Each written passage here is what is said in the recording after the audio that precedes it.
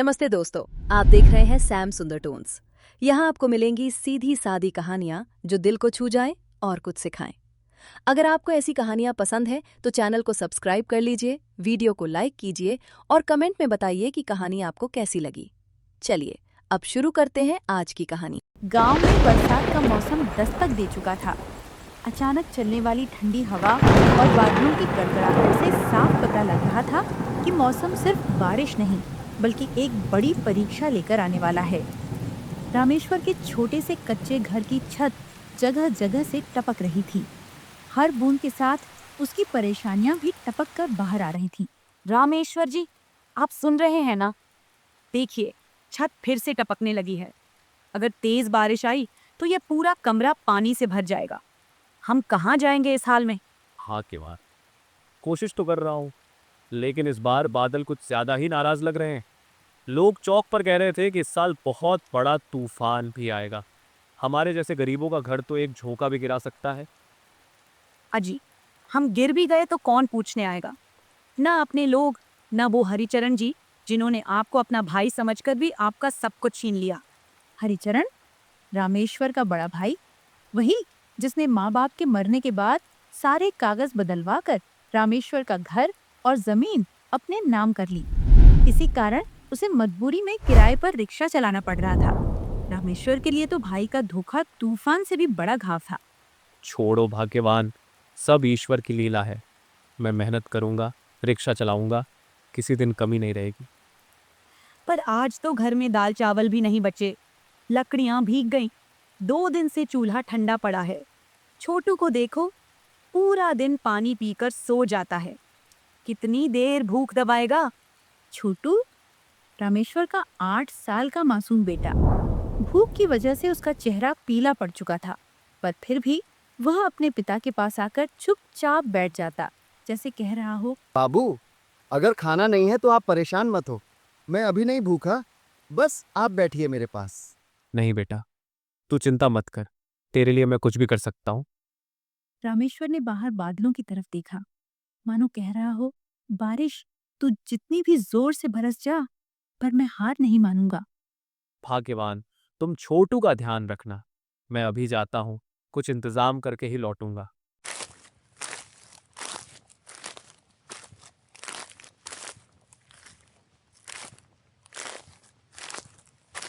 बारिश की पहली तेज बूंदें गिरने लगी थी और उसी के साथ शुरू हो गई रामेश्वर की असली जंग, अपनी गरीबी, हालात और तूफान तीनों से लड़ने की। सुबह की ठंडी हवा चल रही थी। रात भर हुई तेज बारिश भले ही रुक चुकी थी, लेकिन उसके असर से पूरा गांव कीचड़ और नमी से भर गया था। इसी मौसम और हालत के कारण रामेश्वर का रिक्शा धंधा पूरी तरह ठप पड़ा था। इन्हीं चिंताओं को सीने में दबाकर वह सेठ जी के अहाते पर पहुंचा, जहां सेठ जी रिक्शे भाड़े पर देते थे। सेठ जी, जरा मेरी मदद कर दीजिए। 2 दिन से घर में चूल्हा नहीं जला है। छोटू भूखे पेट सो रहा है। जो थोड़ा बहुत सामान था वो भी पिछले तूफान में भीग कर खराब हो गया। अगर 2-4 दिन का किराया माफ कर दें या थोड़ा उधार दे दें तो मैं घर का हाल संभाल लूंगा।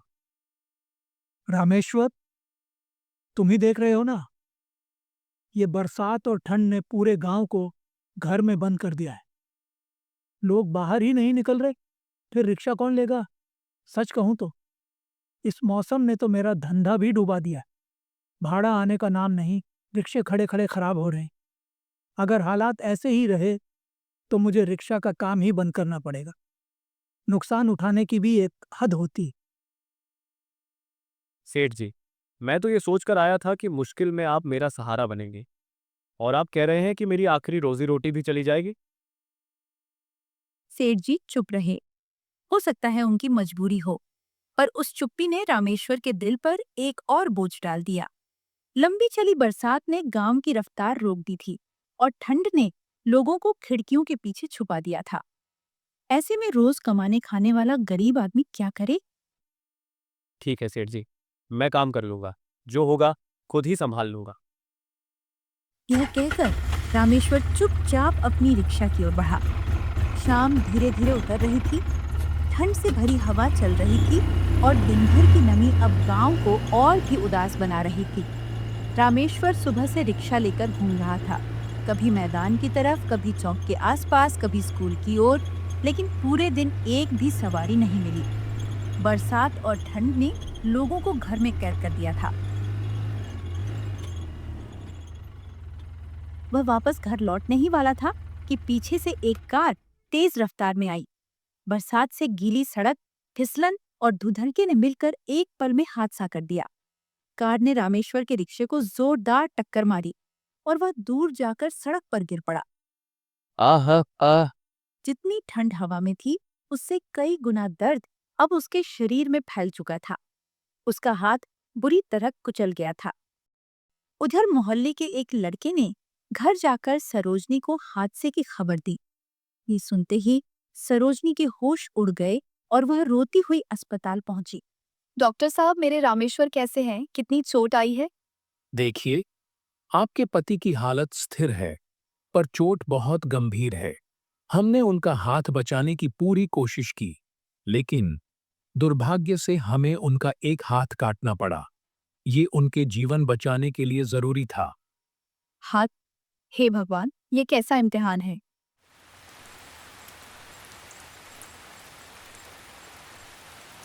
कुछ दिनों बाद रामेश्वर की तबीयत तो संभलने लगी, पर जीवन की परेशानियां अभी भी वहीं खड़ी थीं।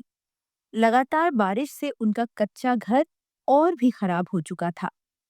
छत टपक रही थी, दीवारें गल चुकी थी और किसी भी वक्त घर के गिरने का डर था। रामेश्वर अपने कटे हुए हाथ को देखकर चुपचाप बैठा रहता, सोचता कि अब बिना हाथ के परिवार को कैसे संभालेगा।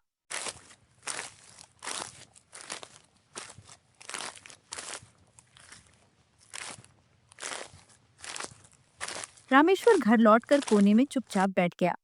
बाहर ठंडी हवा चल रही थी, छत से पानी छू छू कर टपक रहा था और घर के भीतर अंधेरा और चिंता का माहौल फैला था। हे ऊपर वाले, तू भी कैसी कैसी परीक्षाएं लेता है गरीबों की। मैं ही तो इस घर का एकमात्र कमाने वाला था और तूने मेरा एक हाथ ही छीन लिया। अब बता, मैं अपनी पत्नी और अपने छोटे से बेटे का पेट कैसे पालूंगा? ये जिंदगी कैसे चलेगी? अर्जी, अब हम किसके सहारे जिएंगे? छत भी टपक रही है, 4 दिन से चूल्हा ठंडा पड़ा है, छोटू को रोज भूखे पेट नींद में धकेलना पड़ रहा है। बरसात रुकने का नाम ही नहीं ले रही थी। दीवारें भीग भीग कर गल चुकी थीं, छत की मिट्टी झड़ रही थी और किसी भी वक्त पूरा घर गिर जाने का डर बना हुआ था। उधर गांव वाले भी अपनी समस्या में उलझे थे। कई पड़ोसी तो अब कान फेर कर निकल जाते, जैसे गरीब की तकलीफ देखने से भी डरते हों। भाग्यवान, मैं कुछ ना कुछ करूंगा, चाहे एक हाथ ही सही, पर मैं मेहनत करूंगा, मजदूरी कर लूंगा, पत्थर ढो दूंगा, पर भीख नहीं मांगूंगा। किस्मत के भरोसे हाथ पर हाथ रखकर तुम्हें और छोटू को रोते नहीं देख सकता। वह बाहर आसमान की तरफ देखता है, घने बादल, कड़कड़ाती बिजली और लगातार बरसता पानी, जैसे भगवान भी उसकी परीक्षा और कठिन करना चाहता हो। अगर ये छत गिर गई तो हम कहाँ जाएंगे जी? अरे सरोजनी, राज कितनी भी काली क्यों ना हो, सूरज तो उगता ही है। ऊपर वाला गरीब का दिल ऐसे यूं नहीं तोड़ देगा। बस थोड़ा सब्र रखो। अगली सुबह बारिश हुई किसी थमी। ठंड की हवा अभी भी सिहरन पैदा कर रही थी, पर यह मौका था कि शायद कहीं काम मिल जाए। आज कुछ ना कुछ काम तलाश ही लूंगा, खाली हाथ वापस नहीं जाऊंगा।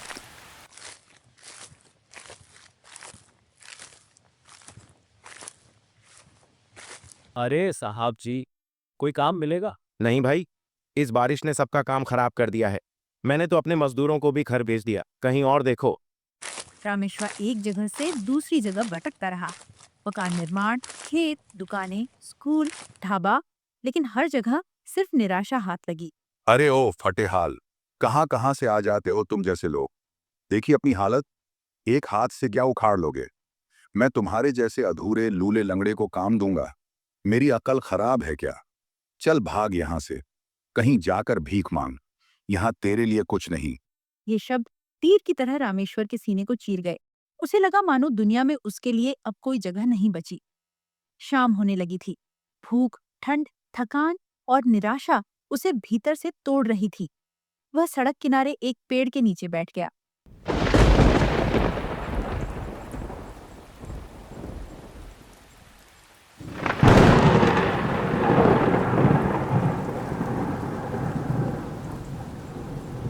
आंखें भर आईं। किसके आगे हाथ पसारूं अब? सबने मुंह मोड़ लिया। घर पर सरोजनी और छोटू भूख से तड़प रहे होंगे। क्या अपाहिज को जीने का हक नहीं? हे भगवान, अगर मेरे बच्चों को उल्टी दे सकता है तो दे दे, चाहे उसके बाद मुझे उठा ले जाना। रामेश्वर घर की ओर लौट ही रहा था कि अचानक आसमान में तेज बिजली कड़की, गर और भयंकर बारिश फिर शुरू हो गई। अरे नहीं, मुझे जल्दी किसी ढाबे में रुकना होगा। इस बारिश में भीग गया तो और मुसीबत बढ़ जाएगी। वह भागते भागते पास के एक चाय ढाबे में पहुंच गया। हर जगह खबर फैली है। मौसम विभाग ने कहा है कि इस बार बाढ़ आ सकती है। क्या सच में बाढ़? हाँ भाई, सब लोग धीरे धीरे अपने रिश्तेदारों के घर जा रहे हैं। कल सुबह मैं भी अपनी माँ और पत्नी को लेकर चले जाऊंगा। यह सुनते ही रामेश्वर के पैरों से जमीन खिसक गई। हे भगवान, अगर सच में बाढ़ आ गई तो मेरा कच्चा घर, सरोजनी और छोटू, क्या होगा उनका? नहीं, मुझे अभी घर पहुंचना होगा। अरे भाई, इतनी तेज बारिश में कहाँ जा रहे हो? चाय तो पीते जाओ।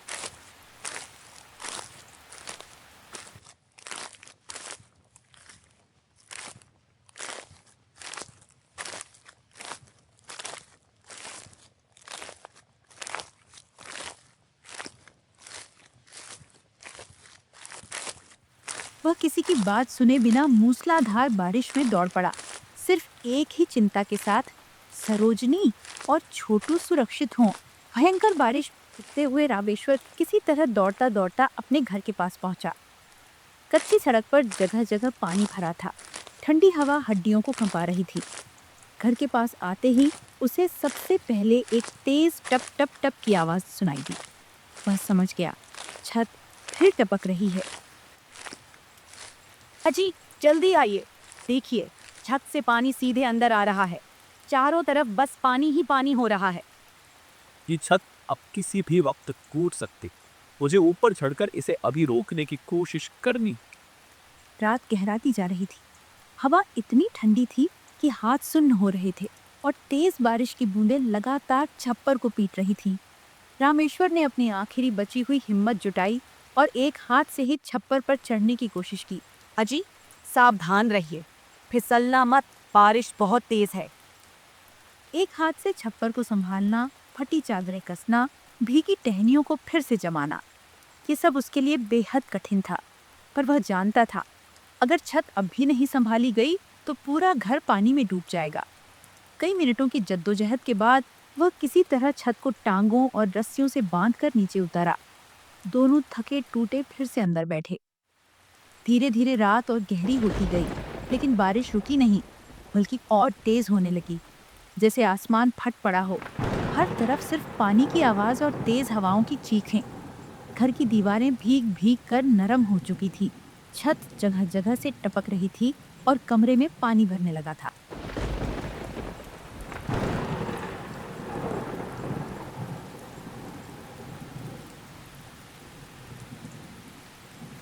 गांव की नदी में भयंकर बाढ़ आ गई है। अगर हम अभी नहीं निकले तो पानी हम सबको बहा ले जाएगा। चलो चलो, जल्दी कर। हे दिया, सरोजनी, जल्दी चलो, हमें किसी ऊंची जगह जाना होगा। अजी, मुझे बहुत डर लग रहा है। इस बारिश में हम कहाँ जाएंगे? किसके पास जाएंगे? हमारा एक ही सहारा बचा है, मेरा बड़ा भाई हरिचरण। उसका घर ऊंचाई पर बना है। हमें एक रात है। तेज हवाओं से संघर्ष करते हुए वे किसी तरह हरिचरण के बड़े पक्के घर तक पहुंचे। बाढ़ में हमारा सब कुछ बह गया। कच्चा घर देख गया, छत उड़ गई। सरोजनी और छोटू को कहीं पनाह नहीं, बस एक रात। रामेश्वर, तू फिर मेरे दरवाजे भीख मांगने आया है? अगर मुझसे कुछ लेने की औकात होती तो आज यह हालत क्यों होती तेरी?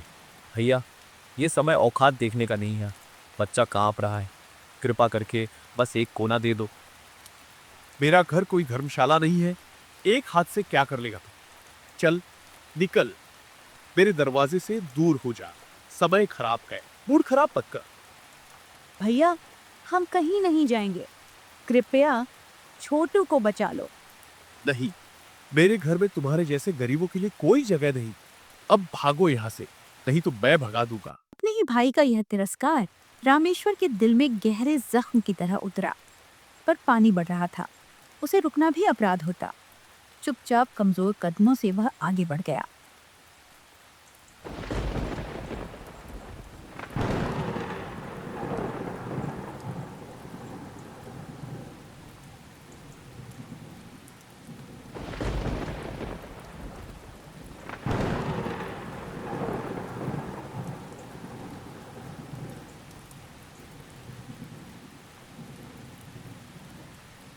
बेटा, अगर तुम देर कर देते तो मैं तो डूब ही जाती। भगवान तुम दोनों का भला करे। अम्मा, आप हमारे लिए माँ समान हैं, हम आपको अकेला कैसे छोड़ते। फिर सभी लोग गांव के बाहर एक ऊंची जगह पर, जहां एक पीपल का पेड़ था, वहीं जाकर रात गुजारते हैं। ये भगवान और कितना इम्तिहान लेगा। सुबह हुई तो बारिश अभी भी थमी नहीं थी, लेकिन सबसे बड़ा झटका यह था, हरिचरण का बड़ा पक्का घर भी पानी में डूब रहा था। फर्नीचर, अनाज, गाड़ी सब बह रहा था और वह खुद दरवाजे पर खड़ा चिल्ला रहा था। कोई है, बचाओ, मैं डूब रहा हूँ, मुझे तैरना भी नहीं आता। कुछ गांव वाले सुबह अपने घरों से जा रहे थे, तभी उन्होंने उसकी आवाज सुनी। कल गरीबों को धक्के दे रहा था, अब खुद की बारी आई तो रो रहा है। हम क्यों मदद करें? फिर वे गांव वाले भी उस पीपल के पेड़ के पास पहुंच जाते हैं, जहां पहले से ही रामेश्वर, उसका परिवार और कुछ गांव वाले मौजूद थे। अच्छा हुआ आप सब भी आ गए, अब गांव में कोई मुसीबत में नहीं होगा, सब सुरक्षित रहेंगे। तभी एक गांव वाला बोलता है, नहीं रामेश्वर भाई, तुम्हारा बड़ा भाई अभी भी वहीं फंसा हुआ है। उसका घर भी डूब गया है। वह मदद के लिए चिल्ला रहा था, पर हमने उसकी मदद नहीं की, क्योंकि उसने धोखे से सबको लूटा है। उसके साथ यही होना चाहिए।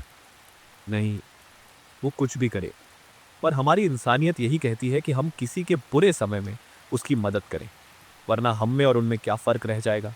ऐसा कहकर रामेश्वर उसे बचाने के लिए आगे बढ़ने लगता है। अजी मत जाइए, बहुत तेज बारिश है, आप भी डूब सकते हैं।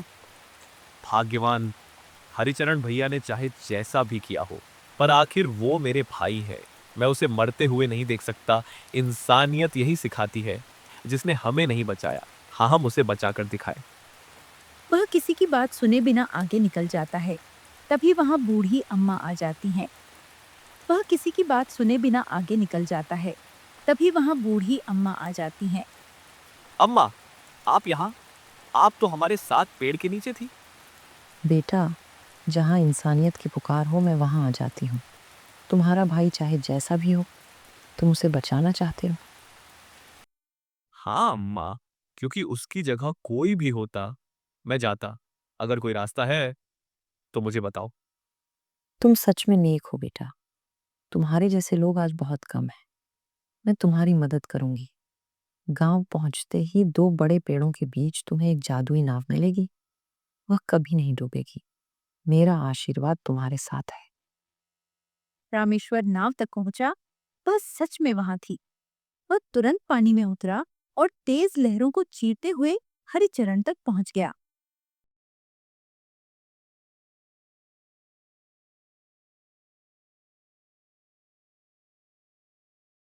नई शुरुआत करो।